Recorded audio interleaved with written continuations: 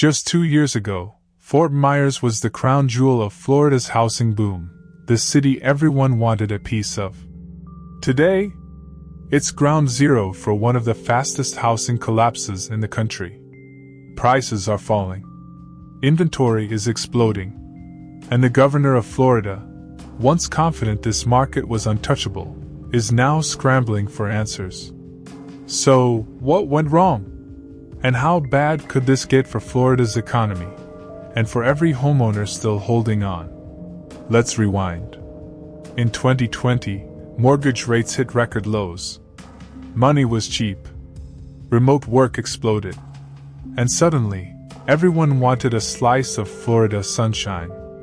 Families from New York, Chicago, and California flooded in. Builders couldn't keep up. Open houses turned into bidding wars, cash offers sight unseen. Between 2020 and 2022, home prices in Fort Myers jumped nearly 40%, the fastest rise in the city's history. Lee County added over 23,000 new residents, and developers poured concrete like there was no tomorrow. It was the perfect storm of migration, money, and mania. But storms don't last forever.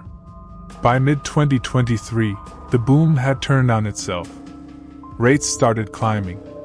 Insurance premiums skyrocketed after Hurricane Ian. And the buyers? They vanished. Fast forward to spring 2025, the numbers are brutal. Home prices in Fort Myers are down 11% from their pandemic peak.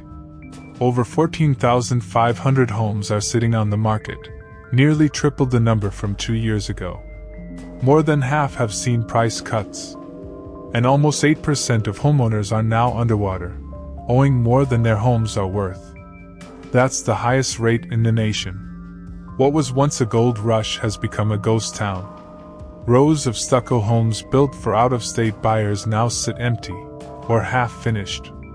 In 2021, builders couldn't pour foundations fast enough. Now, crews are laid off.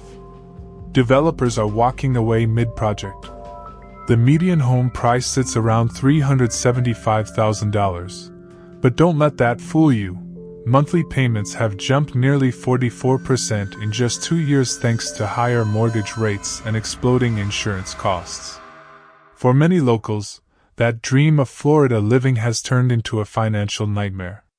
Foreclosures are creeping back, doubling in just 12 months. Short sales, abandoned projects, and desperate price cuts are spreading through Lee County like wildfire. Even investors are bailing. The same funds that once scooped up entire neighborhoods are now trying to unload properties at a loss.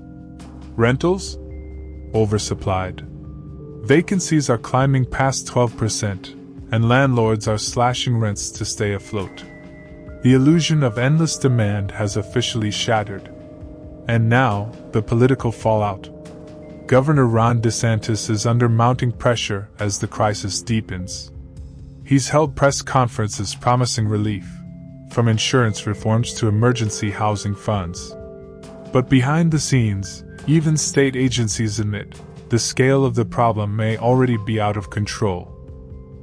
Citizens Insurance, the state-backed insurer of last resort, now holds nearly 1 million policies, double what it had before the storms. Analysts warn, one more major hurricane could bankrupt the system. The governor's message is simple. We're taking action. But to homeowners losing everything, those words ring hollow. Economists call Fort Myers the canary in the coal mine. Overbuilding. Speculative buying. Insurance chaos. It's not just Florida. Warning signs are flashing across the Sun Belt. Austin, Raleigh, Phoenix, all showing early symptoms of the same disease. When prices rise faster than incomes. When insurance becomes unaffordable. And when investors flee. The market breaks. Fort Myers is just the first domino to fall. By May 2025, Fort Myers stands as a cautionary tale, a city that soared too high too fast. What was once Florida's hottest market is now its biggest warning sign. The homeowners who stretched to buy at the peak are trapped. The builders who bet on endless growth are bankrupt. And the governor who promised prosperity is facing the political storm of his career. This isn't just a housing correction. It's a reckoning for Florida, and for every city that believed the boom would never end. The story of Fort Myers isn't over. But one thing is clear, when the dream of endless growth meets reality, someone always gets left holding the bag. Implications for young families and homeowners now. For young families in Fort Myers and across South Florida, this housing downturn is more than an economic headline. It's a full-blown financial and emotional reckoning.